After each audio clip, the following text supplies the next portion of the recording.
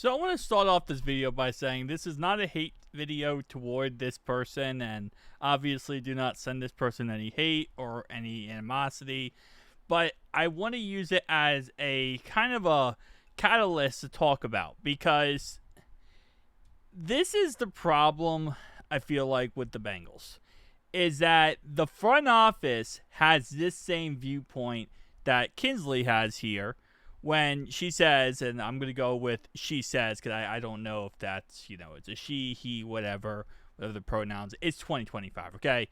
Burrow went to the Super Bowl with this offensive line, but everyone is crashing out over Lucas Patrick. If you didn't see yesterday, Lucas Patrick, he really does not look good. He looked awful on Wednesday. He looked awful there. He didn't look too great in the preseason game. And yeah, he's getting a lot of criticism, and rightfully so, because he's not looking good enough to protect our quarterback.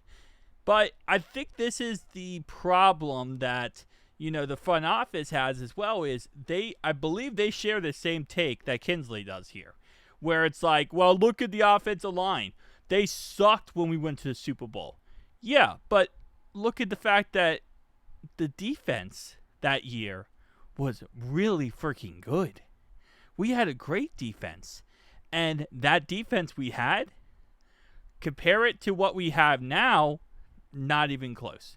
What we have now, I think this year our defense is a lot better under Al Golden.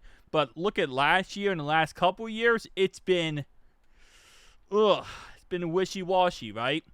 Number two is just because he, had a bad offensive line doesn't mean, and he got to the Super Bowl, doesn't mean he should have a bad offensive line. We shouldn't keep this narrative going of, well, he can do it with a bad offensive line. Yeah, guess what? I can drive my car with a blindfold on. I could cut off both my hands and become a chef. Right? Should I do it? No. That's an idiotic thing to do. But at the same time, yeah, you can do things in life. And I'm sure Joe Burrow can survive, get to a Super Bowl, win a Super Bowl with a poor offensive line. But it doesn't make it right, / make it something that's acceptable. And I feel like the mentality of the front office is, well, he should do this because he got there with a bad offensive line. So why can't he do it again? We paid him, right? We gave him money. So if we gave him money, he should be able to do it again, which is the stupidest idea of all time. And it's idiotic. It's idiotic. At the end of the day, could I drive my car? Yes. But it's just not smart. It's not smart not to have a good offensive line for your quarterback. Other things to look at that, again, a lot of people are not going to take in consideration. What was our strength of schedule coming off the Super Bowl, or before the Super Bowl that year? Well, the year before, we went, 3-14? We were atrocious. So then we go to the Super Bowl off a 3-14 strength of schedule. Well, that's a lot better than a 9-8 strength of schedule the last 2 years. Which, again, like I said, I mean, it's literally comparing apples to oranges here. But it's a point that I've seen other people make. Again, this is not me attacking Kinsley for this, but this is a point I've seen other people make, and it's just ridiculous. It's really ridiculous because I feel like Duke Tobin and Katie Blackburn and Mike Brown, and not as much Mike Brown because it doesn't really have that much control anymore, but Katie Blackburn and Zach Taylor and all these guys, I feel like this is the mindset they have, where it's like, well, you did it with a bad offensive line. We paid you all this money. Why can't you do it again? Like a completely different defense, strength of schedule. And also, every year, the NFL gets better and better. Every year, teams get better and better. Players join the league. Generational talents join the league. And you go back to 2020, 2021 Super Bowl, it's not the same as it is nowadays. Things have changed greatly. So, again, like I said, I just want to make this point today because I've seen this everywhere on Twitter. And it's just like, bro, I don't know how this mindset has started, But like, we need to stop it. We need to stop this mindset, because this idea that, well, if Joe can work with less and still be successful, why isn't he being successful with less? It's like, this is just a stupid mindset. But again, this is what I fear is what our front office fears, because they also think, well, if we pay Joe Burrow, then why can't he do the same with pretty much nothing? Like, you shouldn't be trying to force your quarterback to do the best with nothing. Like, that's just idiotic. But again, like I said, just got to rant about this today, because it's frustrating me. It really is. And when I see Lucas Patrick and how bad Lucas Patrick is, and the front office refusing to go sign another offensive guard, refusing to get somebody else, it's like there's options available, but they don't want to do it.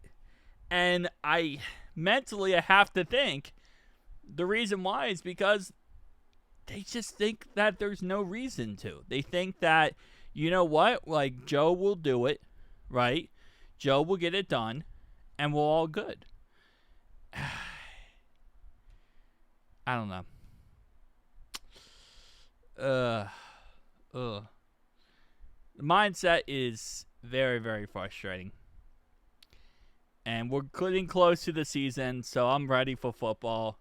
And maybe that's also what's frustrating me too.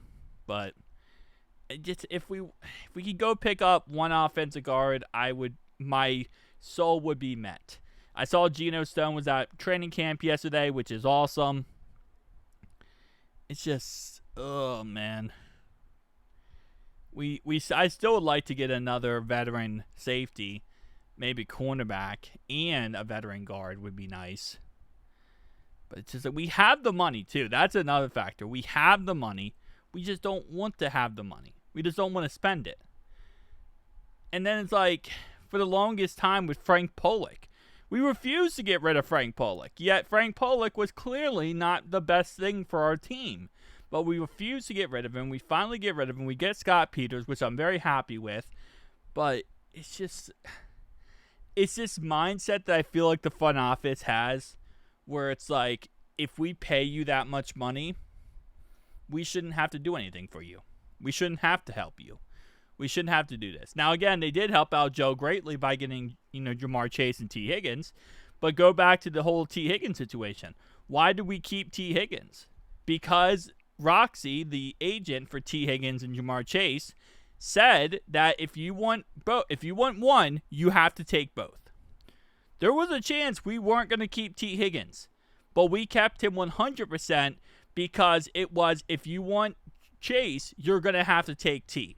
It's a package deal.